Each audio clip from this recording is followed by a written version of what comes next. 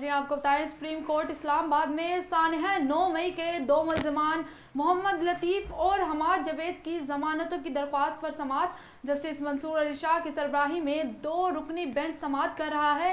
آئیے آپ کو بتاتے ہیں، ہمارے نمائندہ وہاں پر موجود ہیں راجہ رخسار۔ جی رخسار بتائیے گا۔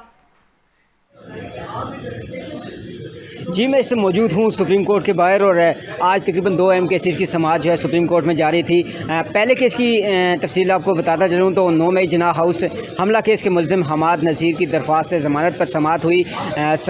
سپریم کورٹ نے پنجاب حکومت کو نوٹسز جاری کر دیے، اور اس کے علاوہ جو ہے اس کیس کی سماعت جو ہے جسٹس منصور علی شاہ کی سربراہی میں قائم 2 رکنی بینچ کر رہا تھا۔ اس دوران جو ہے وکیل اور جسٹس کے درمیان ایک بحث مباحثہ ہوا، اور پوچھا گیا جسٹس منصور علی شاہ کی جانب سے کہ آخر ملزم پہ ایسا کیا الزام ہے جس کی آپ جہاں پہ درخواست دے رہے ہیں۔ تو اس کے وکیل نے کہا کہ ملزم پہ یہ الزام ہے کہ اس نے پولیس والے کو پتھر سے حملہ کیا اور پولیس والے کو نقصان پہنچا۔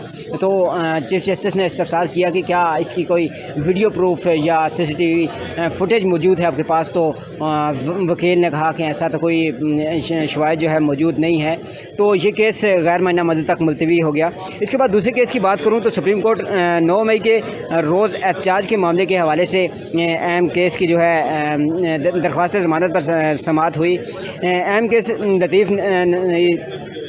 MP لطیف نذیر سپریم کورٹ میں پیش ہوئے۔ درخواست گزار کے وکیل اکرم اوان کی طبیعت ناساز تھی، جس کی وجہ سے وہ عدالت میں حاضر نہیں ہو سکے، اور ان کی عدالت حاضر نہ ہونے کی وجہ سے یہ کیس بھی غیر معینہ مدت تک ملتوی ہو گیا۔ جی بہت شکریہ راجہ رخسار، تفصیلات سے آگاہ کرنے کے لیے۔ بڑھتے ہیں معمول کی نشریات کی جانب۔